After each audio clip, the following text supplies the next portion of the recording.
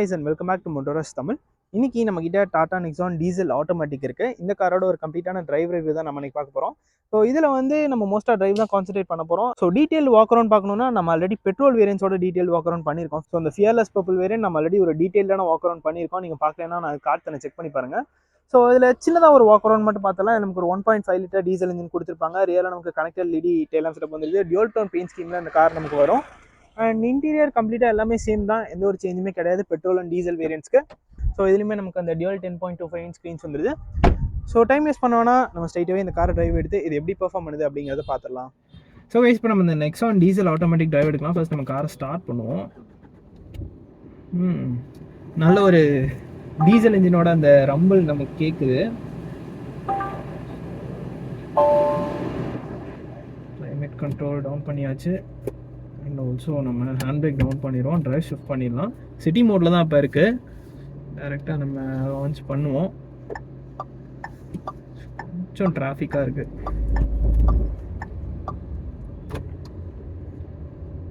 So power பார்த்தோம்னா இனிஷியலாக வந்து நமக்கு அழுத்தின உடனே ஃப்ரண்ட்டில் அப்படியே பேனர் தூக்குது, அந்தளவுக்கு பவர் கொடுத்துருக்காங்க. ஸோ இந்த காரில் பார்த்தோம்னா நமக்கு ஒரு 1.5 லிட்டர் டீசல் இன்ஜின் கொடுத்துருக்காங்க.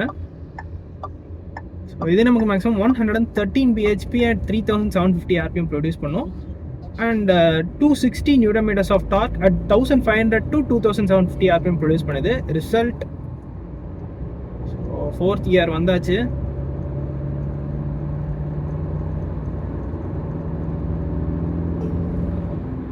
ஹையர் ஆர்பிஎம்ஸ் நம்ம போகிறப்ப மட்டும் நமக்கு அந்த சவுண்ட் மைல்டாக உள்ள ஃபில்டர் ஆகுது. ஸோ எக்ஸ்பான்ஷன் ஜாயின்ஸ்லாம் நல்லா கம்ஃபர்டபுளாக தான் இருக்குது. So Nexon is always a comfortable car. இதுவுமே நல்ல கம்ஃபர்டபுளாக தான் இருக்குது. ஸோ இதில் பார்த்தோம்னா நமக்கு ஒரு 6 ஸ்பீட் AMT கியர் பாக்ஸ் கொடுத்துருக்காங்க. டீசலில் வந்து நமக்கு 6 ஸ்பீட் AMT மட்டும்தான் வரும். ஸோ உங்கள் டார்க் கன்வெர்ட்டர் கூட இல்லை. பட் பெட்ரோலில் வந்து நமக்கு 7 speed DCA or 6 speed AMT அதுலேயும் வருது, ஆர் 6 ஸ்பீட் மேனுவல் வருது. பெட்ரோல் போனீங்கன்னா உங்களுக்கு 3 ஆப்ஷன் வரும். ஒன்று 6 ஸ்பீட் மேனுவல், இல்லைனா 5 ஸ்பீட் மேனுவல் கூட பேசிக் வேரியண்ட்டில் இருக்குது. 5 speed manual, 6 speed manual, 6 speed AMT and நமக்கு 7 ஸ்பீட் DCA கொடுத்துட்றாங்க. இந்த நெக்ஸானில் பார்த்தோம்னா எனக்கு ரைட் குவாலிட்டி பிடிச்சிருக்கு. அது மட்டும் இல்லாமல் எனக்கு இன்சுலேஷன் வந்து பெட்டராக பண்ணியிருக்க மாதிரி தெரியுது. ஸோ கேபின் வந்து நல்லா சைலண்ட்டாக இருக்குது. அண்ட் ஆல்சோ பேடில் ஷிஃப்டர்ஸும் கொடுத்துருக்காங்க. ஸோ நம்ம மேனுவல் மோடில் கூட ஷிஃப்ட் பண்ணிக்கலாம். இப்போ நான் 4th இயர் ஷிஃப்ட் பண்ணிட்டேன்.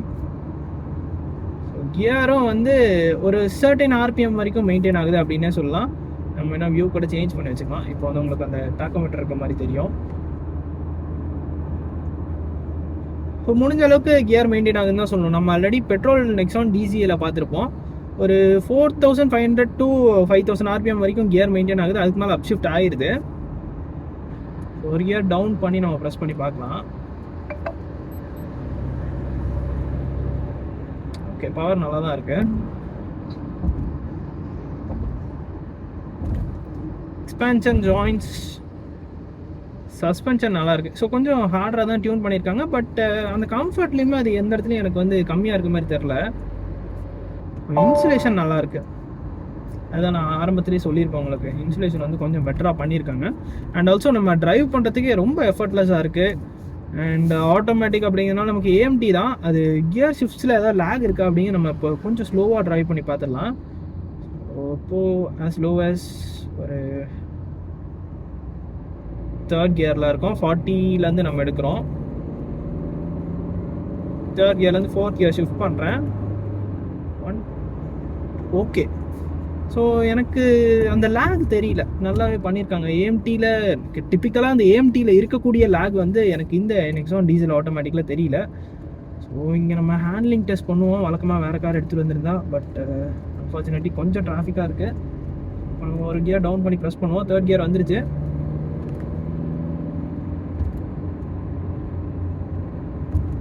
ஸ்டேபிளாக தான் இருக்குது. ஸோ பாருங்கள், நான் ஸ்டியரிங்கை அக்யூரேட்டாக பிடிச்சிருக்கேன். ஈஸியாக எடுக்குது. 3rd கியரில் ஒரு 70 பக்கமாக வந்துச்சு.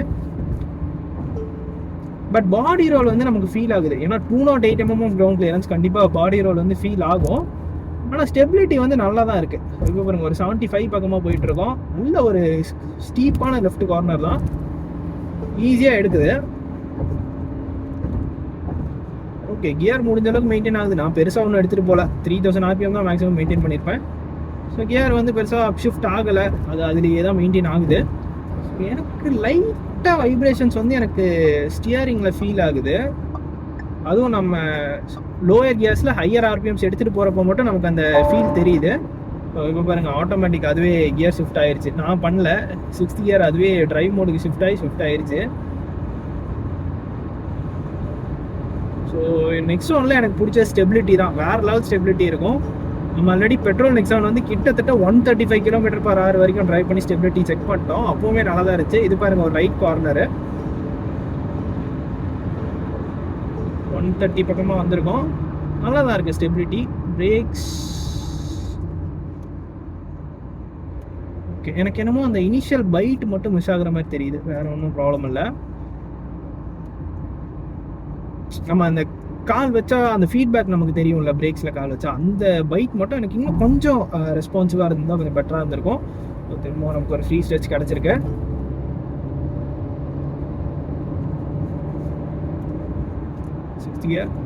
ஓகே, இந்த ஏஎம்டியில் கிட்டத்தட்ட ஒரு 2 to 3 seconds லேக் இருக்கும் கியர் மாறுறதுக்கு. இது முடிஞ்ச அளவுக்கு டக்குன்னு மாறிடுது. ஸோ 120 பக்கமாக போகிறப்போ நமக்கு அந்த விண்ட் நாய்ஸ் வந்து மைல்டாக உள்ள ஃபில்டர் ஆகுது. ஸோ மேக்ஸிமம் க்ரூசிங் ஸ்பீட் நம்ம 100 to 120 மெயின்டைன் பண்ணிக்கிட்டால் நல்லா கம்ஃபர்டபுளாக இருக்கும். ஸோ 120 மேலே போனால் ஸ்பீட் அலாமல் ஆட்டோமேட்டிக்காக அதுவே பீப் ஆகிட்டே இருக்கும். டைரக்ஷன் சேஞ்சஸ், நல்ல ஸ்டெபிலிட்டி அண்ட் அந்த ஒரு ஃபீல் உங்களுக்கு கண்டிப்பாக கொடுக்குது. இந்த கான்ஃபிடன்ஸ் வந்து நல்லா இருக்கு. ஸோ ஒரு சேஃபரான காரில் தான் இருக்கும் அப்படிங்கிற ஒரு இது நமக்கு இருக்குது. ஸோ ஓகே, ஓட்டலாம், இன்னும் நல்லா புஷ் பண்ணலாம் அப்படிங்கிற மாதிரி ஒரு ஃபீல் தான் உங்களுக்கு வருதே தவிர உங்களுக்கு ஓகே போதும், வேண்டாம் ஸ்பீட் அதிகமாக போகிறோம், ஸ்லோ பண்ணலாம், அந்த ஒரு ஃபீல் வந்து உங்களுக்கு இந்த நெக்ஸான் கொடுக்கல. So built like a tank, நல்ல ஒரு பில்ட் பண்ணியிருக்காங்க. ஸ்டியரிங் ஹோல்ட் பண்ணுறதுக்கு அவ்வளோ ஒரு கான்ஃபிடன்ஸ் கொடுக்குது. ஸோ மைலேஜ்னு பார்த்தோம்னா இந்த இன்ஜினுக்கு 26 km கிளைம் பண்ணுறாங்க. நம்ம ரியலிஸ்டிக்காக பார்த்தோம்னா ஒரு 20 to 21 எக்ஸ்ட்ராக்ட் பண்ணலாம். Both city and highways. நான் சொல்கிறது சிட்டிக்குள்ளே கொஞ்சம் ட்ராப் ஆக சான்சஸ் இருக்குது. நீங்கள் செடேட்டிவாக ட்ரைவ் பண்ணிங்கன்னா ஹைவேஸில் 21, 22 வரைக்குமே கூட எடுக்கலாம். ஏன்னா ஏஎம்டி தான், கேஸ் கெஸ்லர்லாம் கிடையாது. ஸோ டார்க் கன்வெர்ட்டராக இருந்தால் கூட கொஞ்சம் மைலேஜ் ட்ராப் ஆக சான்சஸ் இருக்குது. ஏஎம்டிங்கிறப்போ நல்ல ஒரு மைலேஜ் கண்டிப்பாக கொடுக்கும். அண்ட் இந்த கார் பார்த்தோம்னா எனக்கு குளோபல் என்கேப்பில் 5 star ரேட்டிங்கும் வாங்கிடுச்சு. அண்ட் இதில் வந்து நமக்கு 6 airbags வந்துடும், ABCBD, electronic stability programming, traction control, hill hold assist எல்லாமே கொடுத்துறாங்க. இது வந்து fearless plus S variant.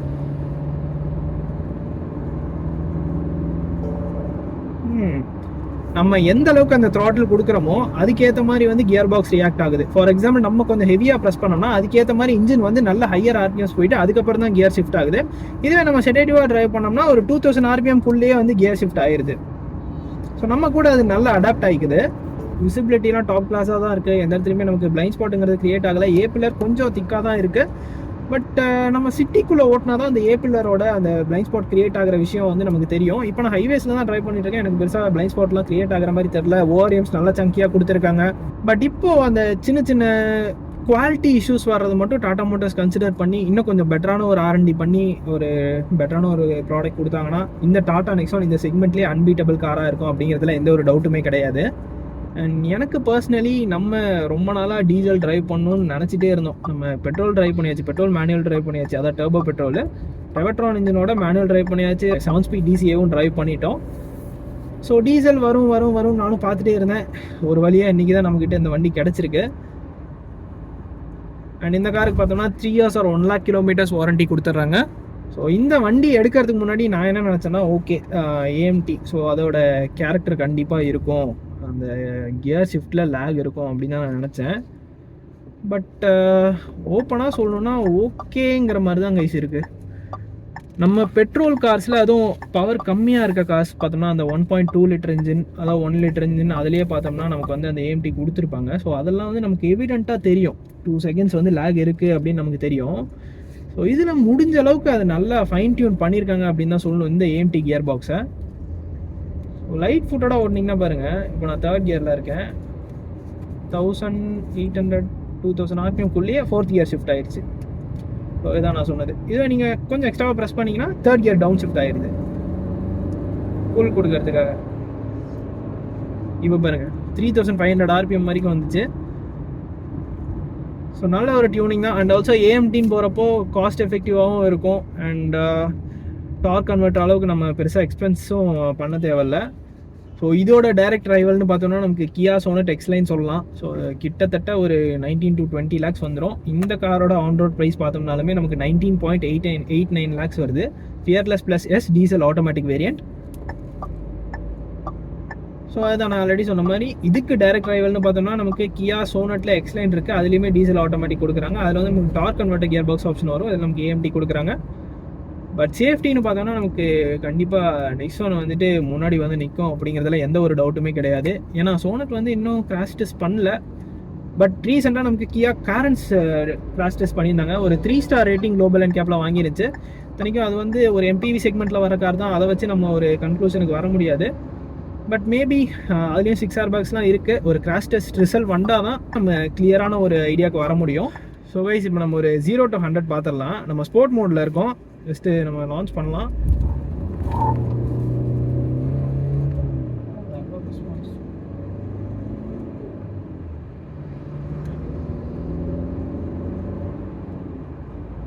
So இப்போ தெரியுது நமக்கு அந்த கியர் ஷிஃப்ட் ஆகிற லேக் வந்து நமக்கு தெரியுது. அதான் கொஞ்சம் நல்லா ப்ரெஸ் பண்ணோம்னா தெரியுது. இன்னுமே நம்ம வந்து 100 ரீச் ஆகலை. 100 ரீச் ஆகிடும். ஸோ ஒரு 12 to 15 seconds எடுத்துக்கும்னு நினைக்கிறேன். பட் இதை விட மேனுவலில் வந்து நம்ம இன்னும் குவிக்கரான ஒரு டைம்லேயே நம்ம இந்த 0 to 100 அச்சீவ் பண்ணலாம். பட் இனிஷியல் ரெஸ்பான்ஸ் நல்லா இருந்துச்சு. பட் செடேட்டிவாக ஓட்டுறதுக்கு ஓகே. அண்ட் ஆல்சோ ஸ்போர்ட் மோடில் வந்து எனக்கு இன்னுமே கொஞ்சம் இன்ஜின் ஸ்ப்ரைட்டியாக இருக்குது. அண்ட் கிரவுண்ட் கிளியரன்ஸ்லாம் ப்ராப்ளமே இல்லை கைஸ். நமக்கு 208 mm கொடுத்துருக்காங்க. ஆனால் நம்ம பெருசாக கன்சிடர் பண்ணிக்கவே வேண்டாம். ஏன்னா டிபிக்கல் இந்தியன் ரோட்ஸ்க்கு ஓகே தான். ஸோ இந்த செக்மெண்ட் பார்த்தோம்னா ரொம்பவே ஒரு பாப்புலரான ஒரு செக்மெண்ட்டுன்னு சொல்லலாம். நமக்கு இதை விட அடுத்த செக்மெண்ட் மிட் சைஸ் எஸ்யூவி போக முடியாது. ஏன்னா அந்தளவுக்கு என்கிட்ட பட்ஜெட் இல்லை அப்படின்னு இருக்கிறவங்க இந்த செக்மெண்ட் கண்டிப்பாக சூஸ் பண்ணுவாங்க. ஏன்னா செல்டோஸ் கிரெட்டா போகிற அளவுக்கு என்கிட்ட பட்ஜெட் இல்லை அப்படின்னு நினைக்கிறவங்க வந்து கண்டிப்பாக இந்த செக்மெண்ட்டு தான் வந்து நிறைய கன்சிடர் பண்ணிட்டு இருக்காங்க. இந்த செக்மெண்ட்டில் நமக்கு நெக்ஸான் இருக்குது, வென்யூ இருக்குது, சோனட் இருக்குது, பிரெஸா இருக்குது. பட் இந்த செக்மெண்ட்டில் வந்து ஒரு சேஃபஸ்ட் கார் அப்படின்னா நம்ம இந்த டாடா நெக்ஸானை சொல்லலாம். அண்ட் இந்த கார்லேயே இப்போ வந்து நமக்கு ஏகப்பட்ட ஃபீச்சர்ஸ் லோட் பண்ணிட்டாங்க அப்படின்னு தான் சொல்லுவோம். இந்த ஃபியர்லெஸ் ப்ளஸ் எஸ் வேரியண்ட்டாக நமக்கு 360 degree பார்க்கிங் கேமரா வந்துடும். ஃப்ரண்ட் பார்க்கிங் சென்சர்ஸ் கொடுத்துட்றாங்க. டியூல் 10.25 inch ஸ்க்ரீன்ஸ் வந்துடுது. ஆட்டோ டிமிங் IRVM கொடுத்துட்றாங்க. ரெயின் சென்சிங் வைப்பர்ஸ் வந்துடுது. ஸோ ஏகப்பட்ட ஃபீச்சர்ஸ் வந்து நெக்ஸானில் லோட் பண்ணியிருக்காங்க அப்படின்னு தான் சொல்லணும். அண்ட் இதில் நமக்கு 9 speaker JBL சவுண்ட் சிஸ்டம் கொடுத்துருவாங்க. சவுண்ட் குவாலிட்டிலாம் வேறு லெவலில் இருக்குது சீரியஸ்லி. அண்ட் ஆல்சோ பஞ்ச் பார்த்தோம்னா நமக்கு லாஸ்ட் மந்த் அதாவது மார்ச்சோட சேல்ஸில் வந்து டாப் செல்லிங்கில் வந்துருச்சு. ஸோ இதிலேருந்தே தெரியுது டாடா மோட்டார்ஸ் வந்து இப்போது நல்ல ஒரு ப்ராடக்ட்ஸ் தான் கொடுத்துட்ருக்காங்க. பட் அந்த சின்ன சின்ன குவாலிட்டி இஷ்யூஸ் மட்டும் கொஞ்சம் சார்ட் அவுட் பண்ணாங்கன்னா இனிமேல் ஒரு பெட்டரான ப்ராடக்டாக இருக்கும் அவங்க காசு எல்லாமே. ஸோ நம்ம ரீசெண்டாக கூட அல்ட்ராஸ் CNGயோட ரேஞ்ச் டெஸ்ட் பண்ணியிருந்தோம். அந்த வீடியோ வந்துடும், கூடிய சீக்கிரம் வந்துடும். ஸோ அதுலேயுமே எனக்கு வந்துட்டு நல்ல ஒரு ஃபீல் கொடுத்தது அந்த டாடா அல்ட்ராஸ் ICMG. ஸோ இதுதான் கைஸ் இந்த டாடா நெக்ஸான் டீசல் AMT வேரியண்ட்டோட ஒரு கம்ப்ளீட்டான ரிவ்யூ. இந்த வீடியோ பிடிச்சிருந்துச்சுன்னா லைக் பண்ணிக்கோங்க. அண்ட் ஆல்சோ நம்மளோட மோட்டோரிஸ்ட் தமிழ் சேனலுக்கு சப்ஸ்கிரைப் பண்ணிக்கோங்க. See you guys in the next video. Take care, bye bye and drive safe.